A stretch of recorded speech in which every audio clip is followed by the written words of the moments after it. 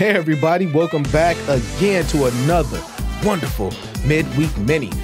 Today, Paul and I, we're about to read a nice article by, who's that? Michelle Diamond. It's almost like you want to say, damn it. Yeah. I'm sorry, Michelle, if I'm horribly jacking your name up, but one of the sites that we go to for a lot of information is Disability Scoop. And today we have an article here, and it's titled, Waiting List May Be Eliminated for Disability Services Provided by Medicaid.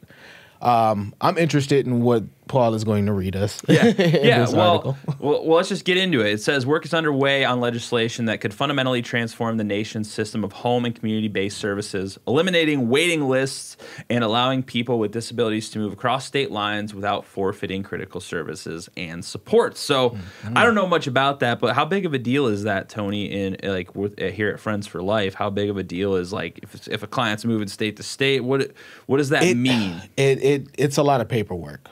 I'll tell you this, it's a lot of paperwork just moving them county to county. So that can, I'm sure, eliminate at least a year's wait of some things. Wow. I've seen people go 6-7 months just for county to county changes. And now there's a lot of different things to it, but the paperwork on the Medicaid end is a big part. And that's how everything's funded right now. Yes. So that's every single buck that comes through agency providers who provide HPC services, as in homemaker personal care in the state of Ohio, are through Medicaid. So it's a big deal if somebody's coming over that agency get paid, especially depending on the services and needs. So a draft bill unveiled this month known as the HCBS Access Act would require Medicaid to provide home and community-based services to anyone who is eligible and establish a minimum set of services that states must offer. The bill is also designed to help states create a network of providers and workers to deliver such supports. The plan is being put forth by U.S. Representative Debbie Dingell and along with Maggie Hassan, Bob Casey, and Sherrod Brown from Ohio, familiar name from around here. Yes. The lawmakers said that the discussion draft is a first step to creating HCBS supports for all those who are eligible and choose HCBS. And they're seeking feedback in the coming weeks from stakeholders before moving forward with introducing a formal bill. The HCBS Access Act would be a huge paradigm shift, said Nicole Jorwick, Senior Director of Public Policy at the ARC, who's advocating for the legislation. It's not an overstatement to say that this would be a game changer for services and supports for people with disabilities. Since home and community-based services originated in the early 1980s, they have been optional. States provide the services through Medicaid waivers, which vary greatly from one place to another and are limited, meaning that people with disabilities often spend years on waiting lists before they can access supports. The waivers are tied to the state where a person lives, so if an individual moves, they must often start the waiting list process again. By contrast, Medicaid guarantees institutional services to those who qualify. So I hear a lot about waiver this, waiver that. How does that system work? Because I have no idea, because I'm a camera guy. Yeah, I'll try to make it. It can be very detailed. I'll try to give you more information. So if anybody wants to check out our website and stuff, that way they can see more in depth. But it basically, you have to have an assessment. The individual that you serve or who's looking to have aid services has to complete a certain amount of negatives, I guess, almost to say in that assessment, like they can't do this, they can't do this, they can't do that.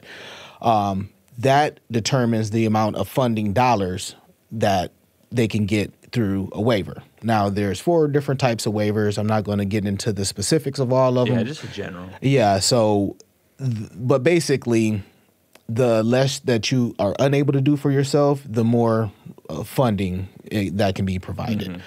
And it's very like this goes back, and I go off on tangents. I'm sorry, people, but that's why you can only pay so much and do so much because everything is basically wrapped up in that waiver. Gotcha. It says under the draft legislation that would change. Home and community-based services would be mandatory in the Medicaid program, much like institutional services already are. For the 850,000 people on waiting lists, that's a huge number. Yeah. This would be life-changing, Jorvik said. When you pull that many people into the system, you're not only helping the people getting into supports and services, you're also helping family caregivers who are currently filling the gaps in the service systems. The draft bill would send more federal funding to states and create a basic menu of required home and community-based services nationwide that states could choose to enhance. Advocates say that this would eliminate confusion for families and simplify things for states, which currently operate a range of waiver programs, each with their own target populations and rules. And that's got to be so frustrating. You know, you're taking care of someone with a disability, you move, and then you have to start this whole confusing paperwork process over every time. And I mean, that sounds awful. Dude. And, you know, honestly, I feel more for the SSAs and, you know, the county officials because they actually have to do the brunt of it. Yeah. I think agency-wise, it will differ, you know, in how things are operated. But pretty much if you're coming from Michigan to Ohio, you're going to have a difference in how things are set up. But it's not going to be so drastic that it can't get done. It's just waiting for it to get done. Yeah. Red tape and all that fun stuff. Yeah. So the lawmakers have also indicated that they would intend to include provisions in the bill to strengthen the workforce that provides support to people with disabilities in the community, but they are currently short on specifics about the piece of the plan, as usual. The move comes after President Joe Biden proposed eliminating waiting lists for home and community-based services as a boost or services and boosting the direct care workforce during the campaign last year. The current system is an artifact of a law that is over 55 years old and never envisioned community-based supports for older adults and people with disabilities, reads a note to stakeholders from the offices of Hassan Brown, Kasel, and Dingle. It is time to establish a baseline criteria for the delivery of HCBS across the country and to make those foundational services an entitlement under Medicaid. There you go, people. Clap, clap, clap. Well, it sounds like things are moving forward, less complicated, and easier access for people with disabilities. So that's what we want to hear. Yes. That's the news we're always looking for. That's why you need to vote. That's why you need to contact your senators. Yep. We right, people.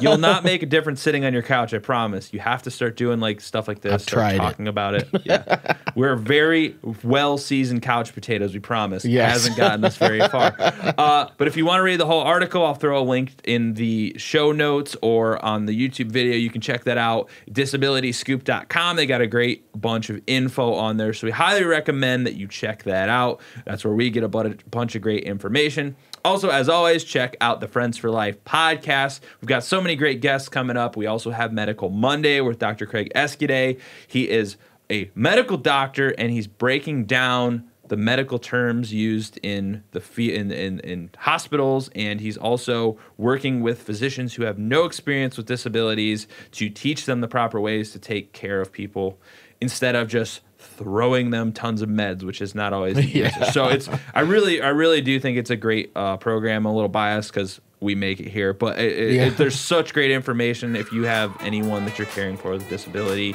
he has so many tools that you can use for free. You should check that out. And thank you guys for watching our Midweek Mini. We'll be back next week with another one. Later.